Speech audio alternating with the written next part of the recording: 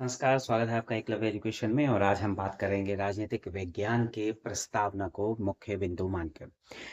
नई सीरीज शुरू करने वाला हूं, प्रतिदिन प्रश्न 3, जिसमें आज हम प्रस्तावना के ऊपर 3 प्रश्नों के बारे में बात करेंगे। तो भारत के संविधान की प्रस्तावना, इसे संविधान का परिचय पत्र कहा था N.A. पालकीवाला ने। संविधान का परिचय पत्र इसे कहा था N.A. पालकीवाला। और भारत के संविधान की प्रस्तावना भारत का परिचय है, भारत की मूल भावना है, ये संविधान में निहित है। उसके बाद भारत के संविधान की प्रस्तावना संबंधी उद्देश्य प्रस्ताव, यानी कि प्रस्तावना निहित है उद्देश्य प्रस्ताव में। और ये जो उद्देश्य प्रस्ताव है, ये 13 दिसंबर 1946 को प्रस्तुत किया गया था पंडित नेहरू द्वारा।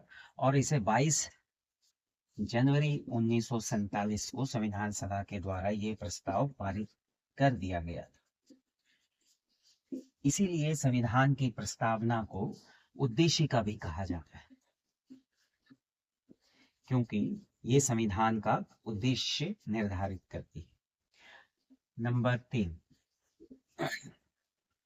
संविधान की प्रस्तावना में 42वें संशोधन द्वारा 1976 में 3 शब्द जोड़े गए,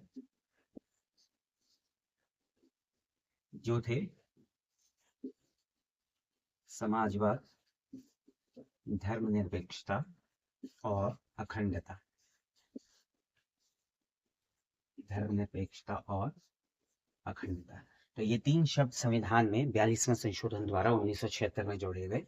और मोटी मोटी सी बात इतनी है कि प्रस्तावना के आरंभिक शब्द हम भारत के लोग, ये अमेरिका के संविधान से प्रेरित हैं।